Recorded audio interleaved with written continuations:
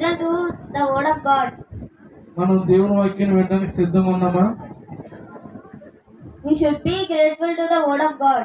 మనందరం దేవుని వాక్యంతో మనం భయంతో ఉండాలని నేను కోరుకుంటున్నాను.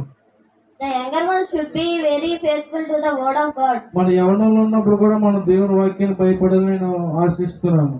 We should be very faithful and in every angles, and we should be very faithful to the word of God.